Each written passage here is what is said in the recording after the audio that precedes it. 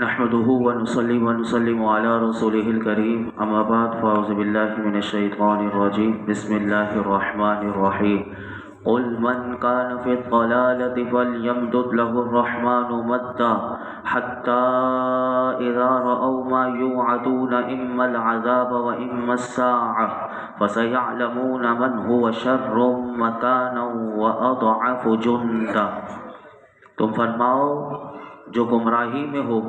تو اسے رحمان خوب ڈھیل دے دے، یہاں تک کہ جب وہ اس چیز کو دیکھیں جس کا ان سے وعدہ کیا جاتا ہے، یا تو عذاب اور یا قیامت، تو وہ جان لیں گے کہ کس کا درجہ برا اور کس کی فوج کمزور ہے۔ اس آیت میں اللہ رب العالمین نے کافروں کے ایک نظریے کا، جو ان کا نظریہ تھا، اس کا جواب اس آیت میں دیا۔ فرمایا کہ اے محبوب صلی اللہ علیہ وسلم، آپ یہ جو مال و منال والے اور فخر و تکبر کرنے والے ان کافروں سے آپ ارشاد فرما دیں کہ جو گمراہی میں ہو تو اسے رحمان دنیا میں لمبی عمر اور زیادہ مال دے کر خوب ڈھیل دیتا ہے، یہاں تک کہ وہ گمراہ لوگ جب اس چیز کو دیکھیں گے جس کا قرآن میں بار بار ان سے وعدہ کیا جاتا ہے، یا تو وہ دنیا میں قتل و قید کا عذاب یا پھر قیامت کا دن جس میں وہ جہنم میں داخل ہوں گے، تو فرمایا کہ اس وقت یہ جان لیں گے کہ مسلمان اور کافروں میں سے کس کا درجہ برا ہے اور کس کی فوج کمزور ہے۔ آگے ارشاد فرمایا وَيَزِيدُ اللَّهُ الَّذِينَ اهْتَدَوْا هُدًى وَالْبَاقِيَاتُ الصَّالِحَاتُ خَيْرٌ عِندَ رَبِّكَ ثَوَابًا وَخَيْرٌ مَّرَدًّا، اور ہدایت پانے والوں کی ہدایت کو اللہ اور زیادہ بڑھا دیتا ہے، اور باقی رہنے والی نیک باتیں تیرے رب کی ہاں ثواب کے اعتبار سے بہتر اور انجام کے اعتبار سے زیادہ اچھی ہیں۔ اس آیت میں اللہ رب العالمین نے ہدایت پانے والوں کی تعریف فرمائی، فرمایا کہ ہدایت جس نے پائی اور جو ایمان سے مشرف ہوا، اللہ رب العالمین ایسے لوگوں کو استقامت عطا فرما کر مزید ان کو بصیرت اور ان کو اور غور و فکر کی توفیق عطا کر کے ان کی ہدایت کو اور بڑھا دے گا، اور ان کے ایمان، ان کے عمل، ان کا یقین میں مزید اللہ اضافہ کر دے گا۔ اور اسی آیت میں دوسری بات اللہ رب العالمین نے ارشاد فرمائی کہ حبیب آپ فرما دیجئے کہ باقی رہنے والی نیک باتیں آپ کے رب کی بارگاہ میں ثواب کے اعتبار سے بہتر ہیں اور انجام کے اعتبار سے زیادہ اچھی ہیں، جبکہ کفار کے جتنے بھی وہ اعمال کر لیں، فرمایا کافروں کے سارے اعمال جو ہیں وہ نکمے ہیں اور باطل ہیں، ان کا کوئی اجر و ثواب نہیں، نہ وہ ثواب کے اعتبار سے بہتر ہیں اور نہ انجام کے اعتبار سے بہتر ہیں۔ مفسرین فرماتے ہیں کہ یہاں پر جو اللہ رب العالمین نے باقیات صالحات فرمایا، اس سے کیا مراد ہے؟ تو یاد رکھیے کہ باقیات صالحات سے مراد اللہ کی فرما برداری، اس کے رسول کی فرما برداری، آخرت کے تمام اعمال، اور اسی طرح نماز پنجگانہ، اللہ کی تسبیح اور اس کی تحمید اور اس کا ذکر اور تمام نیک اعمال جو ہیں، فرمایا کہ یہ باقیات صالحات ہیں، یہ مومن کے لیے باقی رہتے ہیں اور ان کے کام دنیا میں بھی آتے ہیں اور قیامت کے دن بھی کام آئیں گے۔ اس لیے اس کو آسان اگر سمجھنا ہو تو یاد رکھیے کہ ہر وہ نیکی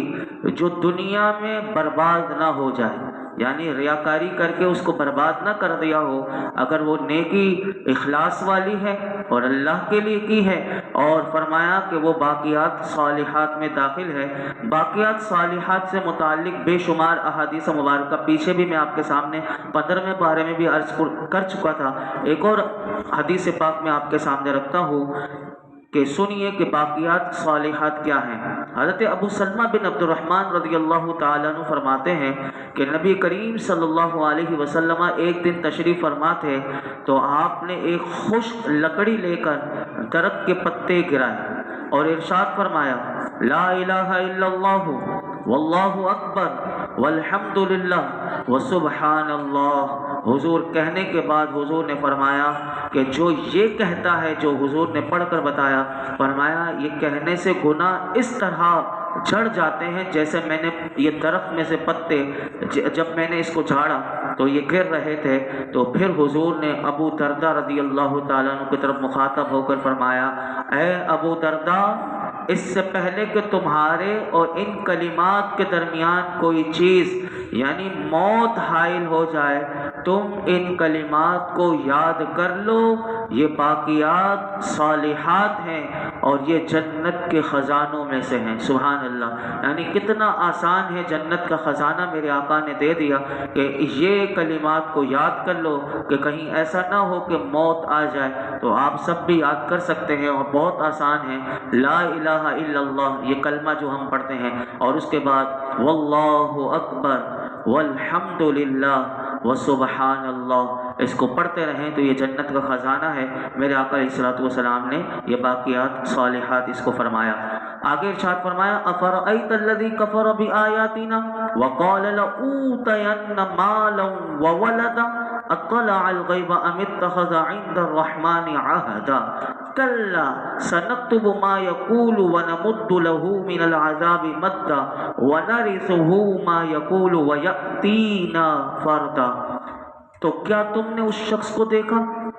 جس نے ہماری آیتوں کے ساتھ کفر کیا اور کہتا ہے مجھے ضرور مال اور اولاد دیے جائیں گے؟ کیا اسے غیب کی اطلاع مل گئی ہے یا اس نے رحمان کے پاس کوئی عہد کر رکھا ہے؟ ہرگز نہیں۔ اب ہم لکھ رہے ہیں، اب ہم لکھ رکھیں گے جو وہ کہتا ہے اور اسے خوب لمبا عذاب دیں گے، اور وہ چیز کہہ رہا ہے اور وہ جو چیزیں کہہ رہا ہے اس کے ہم وارث ہیں، اور وہ ہمارے پاس تنہا آئے گا۔ ان 4 آیتوں میں سے پہلی آیت کا شان نزول میں آپ کے سامنے رکھتا ہوں، 3 آیت آپ کے سامنے اس کی مختصر تفسیر رکھتا ہوں۔ پہلی آیت جو ہے کہ کیا تم نے اس شخص کو دیکھا کہ جس نے ہماری آیتوں کے ساتھ کفر کیا اور وہ کہتا ہے کہ مجھے ضرور مال و اولاد دیے جائیں گے۔ اس آیت کا شان نزول صحیح بخاری شریف میں اور صحیح مسلم شریف کی حدیث میں ہے کہ اس آیت کا شان نزول یہ ہے کہ حضرت خباب بن ارد رضی اللہ تعالیٰ عنہ صحابی رسول ہیں، زمانہ جاہلیت میں عاص بن وائل سہمی کے اوپر ان کا قرض تھا، اور اس کے پاس یہ حضرت خباب اپنا قرض مانگنے کے لیے گئے تو عاص نے کہا کہ میں تمہارا قرض ادا نہ کروں گا۔ جیسے آج بھی دنیا میں لوگ کسی کا قرض لے کے کھا جاتے ہیں، تو یہ پورا یہ وہیں سے چلتا ہوا آ رہا ہے۔ تو ایسے لوگ جو لے کر نہ دیں تو یہ بڑے خطرناک قسم کے یعنی اپنا اعتبار ختم کروا لیتے ہیں۔ بہرحال تو عاص نے کہا کہ میں تمہارا قرض ادا نہ کروں گا کہ جب تک تم محمد مصطفیٰ صلی اللہ علیہ وسلم سے پھر نہ جاؤ اور کفر اختیار نہ کر لو، یعنی حضور کو چھوڑ دو اور کفر اختیار کر لو۔ تو حضرت خباب رضی اللہ تعالیٰ نے فرمایا ایسا ہرگز نہیں ہو سکتا، یہاں تک کہ تم مرے اور زندہ ہو کر اٹھے پھر بھی میں حضور کو نہیں چھوڑوں گا، یعنی حضور کا دامن نہیں چھوڑوں گا اور اسلام کو نہیں چھوڑوں گا۔ تو جب اس نے یہ سنا نا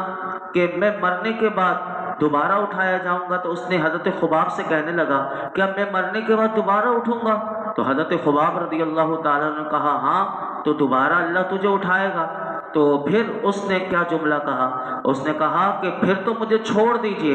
یہاں تک کہ میں مر جاؤں اور مرنے کے بعد دوبارہ زندہ ہو جاؤں اور مجھے مال اور اولاد ملے، پھر میں آپ کا قرض ادا کر دوں گا۔ یعنی اس نے مذاق اڑایا۔ اس پر اللہ رب العالمین نے یہ آیت کریمہ نازل کی اور فرمایا محبوب کیا آپ نے اس شخص کو دیکھا کہ جس نے ہماری آیتوں کے ساتھ کفر کیا اور مذاق اڑاتے ہوئے کہتا ہے کہ اگر میں دوبارہ زندہ کیا جاؤں گا تو میں دیکھ لوں گا، اور پھر اس کی مزید جرت یہ کہ یہ کہتا ہے کہ آخرت میں مال اور اولاد مجھے پھر ملے گا۔ تو اللہ تعالیٰ فرماتا ہے محبوب اس سے کہیے کیا تو نے اللہ سے کوئی وعدہ کیا ہوا ہے کہ جس سے اسے معلوم ہو گیا ہو کہ اس نے اللہ سے وعدہ کر لیا ہے کہ اسے اللہ آخرت میں بھی مال بھی دے گا، اولاد بھی دے گا، تو اور قیامت میں یہ خوشحال بھی ہوگا؟ ہرگز نہیں۔ فرمایا وہ تو غیب، وہ نہ تو غیب جانتا ہے اور نہ اس نے کوئی اللہ کے پاس عہد کیا ہوا ہے، نہ اس نے کوئی اللہ کے پاس عہد رکھوایا ہوا ہے۔ فرمایا بلکہ یہ شخص جھوٹا ہے، بدکار ہے، جو یہ بات کہہ رہا ہے اسے ہمارے فرشتوں نے لکھ لیا ہے، اور قیامت کے دن ہم اسے بدلہ دیں گے، اور ہم اسے مال و اولاد کے بدلے میں، جو اس نے یہ کہا نا کہ مال و اولاد مجھے آخرت میں بھی ملے گی، فرمایا یہ تو نہیں ملے گا، لیکن تجھے خوب لمبا عذاب ہم دیں گے کہ جس کا وہ مستحق ہے، اور اس کی ہلاکت کے بعد اور مال اور اولاد، جو دنیا میں اس کا مال و اولاد ہے، فرمایا سب اس کی ملکیت اور اس کے تصرف سے اٹھ جائے گا، اور ہم اس کے وارث ہوں گے، اور وہ قیامت کے دن ہمارے پاس تنہا اور خالی ہاتھ آئے گا، اور آخرت میں دنیا سے زیادہ ملنا تو دور کی بات ہے، بلکہ دنیا میں جو مال اور اولاد اس کے ساتھ ہے، یہ دنیا کا مال، دنیا کی اولاد اس کے اس وقت بھی اس کے ساتھ نہ ہوگی۔ اس سے علماء نے دو باتیں لکھی ان 3 آیات کے ضمن میں۔ فرمایا کہ شریعت کے احکام کا مذاق اڑانا یہ کافروں کا طریقہ اس آیت سے پتہ چلا۔ اس سے ان تمام لوگوں کے لیے غور و فکر کی دعوت دی گئی کہ جو قرآن کی حدود، جو قصاص، نکاح، طلاق وغیرہ کے معاملات میں شریعت کا مذاق اڑاتے ہوئے نظر آتے ہیں، انہیں انسانیت سوز احکام ثابت کرنے کی کوشش کرتے ہیں، اور یہ حقیقت ہے کہ گزشتہ 1-2 دن پہلے میرے پاس ایک محترمہ آئی، تو وہ یعنی نکاح اور طلاق تک کا بھی نہیں پتہ ہوتا، تو وہ کہنے لگی کہ میرے شوہر نے مجھے طلاق دے دی، اور میں اس کے ساتھ پھر بھی یعنی اس نے اپنی ساس کو جا کر بتایا، تو ساس نے اس کو کیا جملہ کہا، ساس کہنے لگی شریعت کو سائڈ پہ رکھو اور تم خاموش ہو کر بس بیٹھ جاؤ۔ یعنی اندازہ لگائیں کہ ایسی بڑی بوڑھی عورتیں بھی کہ شریعت کا مذاق اڑاتے ہوئے طلاق ان کے نزدیک کوئی نہیں۔ تو میں نے ان سے یہ کہا کہ کیا آپ کو نکاح نہیں پتہ؟ وہ یہ بھی کہنے لگی کہ مجھے طلاق پتہ ہی نہیں تھی کہ طلاق ہوتی کیا ہے۔ تو میں نے کہا آپ نے کیا نکاح کیا تھا؟ آپ کو نکاح کا پتہ تھا نکاح کیا ہوتا ہے؟ تو کہنے لگی نہیں مجھے نکاح کا بھی نہیں پتہ تھا، بس میری شادی ہو گئی۔ یعنی اتنی بڑی بات وہ زبان پر کہ نکاح بھی نہیں پتا کہ نکاح کر دیا، بس میری 17 سال کی عمر میں شادی کر دی گئی تھی۔ تو اندازہ لگائیں کہ یہ ماں باپ کی کتنی بڑی پکڑ ہو جائے گی، اور وہ 2 مہینے ان کے ساتھ، پھر بھی اب وہ اتنی جرت اس مرد کی بھی جس کی وہ بیوی ہے، وہ مرد کے اس کے اپنے شوہر کے بارے میں بھی بتانے لگی کہ میرا شوہر کہتا ہے کہ میں مانتا ہی نہیں کہ میں نے تجھے طلاق دی، یعنی صریح الفاظ میں اسے طلاق دے دی، وہ اس کے نکاح سے نکل چکی، پھر بھی وہ نہیں ماننے کے لیے تیار، اور اپنا بیان مفتیوں کے پاس جا کر بدل دیا۔ تو یہ وہ لوگ ہیں کہ جو ایسی حرکت کر کے اللہ کے غضب کو دعوت دیتے ہیں۔ تو یاد رکھیے گا کہ یہ سب اللہ کی بارگاہ میں ان کو اپنے اعمال کا حساب دینا پڑے گا۔ دوسری بات ان آیات سے یہ پتہ چلی کہ مرنے کے بعد اور قیامت کے دن کافروں کا تو نہ مال کام آئے گا نہ اولاد کام آئے گی، لیکن یاد رکھیے گا اس آیت میں مومن کا مال بھی کام آئے گا، اولاد بھی کام آئے گی۔ اگر مال اس نے اللہ کی رضا کی خاطر خرچ کیا ہے تو یہ مال اس کے لیے قیامت کے دن بہترین ثواب بن کر اس کے سامنے آئے گا، اور اولاد اگر نیک چھوڑی ہے تو وہ بھی اس کے لیے مرنے کے بعد دعا کرتی رہے گی اور قیامت کے دن کام آئے گی۔ آگے ارشاد فرمایا وَاتَّخَذُوا مِن دُونِ اللَّهِ آلِهَةً لِيَكُونُوا لَهُمْ عِزًّا، اور انہوں نے اللہ کے سوا کئی اور معبود بنا لیے تاکہ وہ ان کے لیے سفارشی بن جائیں۔ اس آیت میں اللہ رب العالمین نے قریش کے مشرکوں کے بارے میں فرمایا کہ وہ قریش کے مشرک جنہوں نے یہ کہا تھا کہ وہ اللہ کے سوا اور بتوں کی وہ معبود انہوں نے ان کو بنا لیا تھا، اور پھر اس امید پر ان بتوں کی عبادت بھی کیا کرتے تھے کہ یہی بت ہمارے لیے قیامت کے دن سفارشی بن جائیں گے، ان کی مدد بھی کریں گے، انہیں عذاب سے بھی بچائیں گے۔ اللہ نے فرمایا کلا سیکفرون بعبادتہم ویکونون علیہم ضدا، ہرگز نہیں، ان قریب وہ جھوٹے معبود کل قیامت کے دن خود ان کی عبادت کا انکار کر دیں گے، اور فرمایا وہ ان کے مخالف ہو جائیں گے۔ اس آیت میں اللہ رب العالمین نے کافروں کا رد کرتے ہوئے کہا کہ یاد رکھو کہ یہ جن بتوں کو تم نے معبود بنایا ہے، جن کی عبادت کرتے ہو، کل قیامت کے دن ہم ان کو بولنے کی زبان دے دیں گے، ان بے جان بتوں کو ہم زبان دیں گے، اور قیامت کے دن یہ تمہارے سامنے بولیں گے، اور اس وقت یہ کہیں گے کہ یا رب انہوں نے تیرے سوا اور معبود بنا لیا تھا، انہوں نے عبادت کی تھی، ہم نے انہیں نہ کہا تھا۔ تو اس سے یہ معلوم ہوا، علماء کہتے ہیں کہ یہ کافروں کی انتہا درجے کی جاہلانہ اور احمقانہ حرکت ہے کہ انہوں نے اپنے ہاتھوں سے بت بنایا، اور خود اسی کو